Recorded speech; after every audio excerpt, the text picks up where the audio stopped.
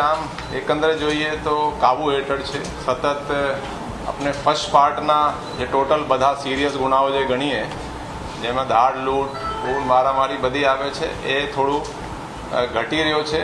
23 6 મહિનામાં 6534 હતા, 24 5076 હતા અને આ વર્ષે 4853 છે, એટલે થોડું ઘટી રહ્યો છે. લૂંટના જે ગુનાઓ છે ચાલુ વર્ષે 100% કે 100% ડિટેક્ટ છે, 36 થયા હતા અને ગયા વર્ષે ડિટેક્શન 87% હતા. જ્યારે જો હાઉસ બ્રેકિંગ જે ઘરફોડ ચોરીઓ હોય છે, રાતમાં ઘરમાં ઘૂસીને કે દિવસમાં જે ચોરીઓ કરે છે, એમાં 2024માં 42%નો ડિટેક્શન હતો, આ વર્ષે 56% છે. એટલે જો શોધવાની ટકાવારી છે એ પણ વધી છે.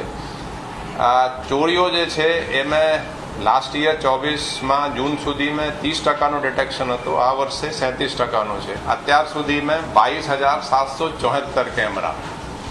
એટલે અમદાવાદ શહેરમાં લોકોએ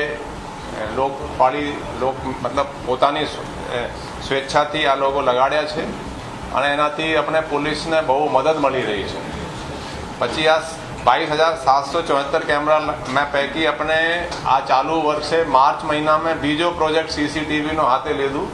જે રીતે સરકાર કેમેરા લગાડીને સરકારી કેમેરા મારા કંટ્રોલમાં આવે છે, એ રીતે જો લોક ભાગીદારીથી આ જે પ્રાઇવેટ કેમેરા છે એ પૈકી જે જાહેર રોડવાળા છે, જે પોલીસના માટે રિલેવન્ટ હોય, એની પણ ફીડ પોલીસ સ્ટેશનમાં પણ મળે અને કંટ્રોલમાં પણ મળે. એટલે એમાં સરકારનો કોઈ ખર્ચ નથી. લોક ભાગીદારીથી લોકો પાસેથી થોડી એન્કરેજ કરી, GTPL સાથે પણ આપણે સંપર્ક કર્યો, એટલે એની પણ ફીડ આપણે હાલમાં પોલીસ સ્ટેશનમાં પણ આવી રહી છે અને કંટ્રોલમાં પણ આવી રહી છે. બાકી આ સિવાય અસામાજિક તત્વો વિરુદ્ધ જે કાર્યવાહીઓ ચાલી રહી છે, જેમાં ડિમોલિશન, એના ગેરકાયદેસર જે પ્રોપર્ટીઓના ડિમોલિશનના કામ છે એ પણ વ્યવસ્થિત ચાલી રહ્યા છે. પાસા, તડીપાર વગેરેની પણ આપણે સમીક્ષા કરવામાં આવી. જૂન 2025 સુધી 573 લોકો વિરુદ્ધ પાસાની કાર્યવાહી કરવામાં આવેલ છે.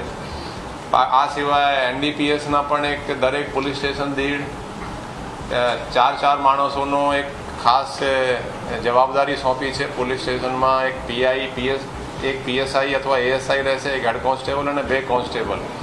એ બાતમી એ વિસ્તારમાં જ્યાં નાર્કોટિક્સની કંઈ બધી ચાલે છે તો PIને જાણ કરશે.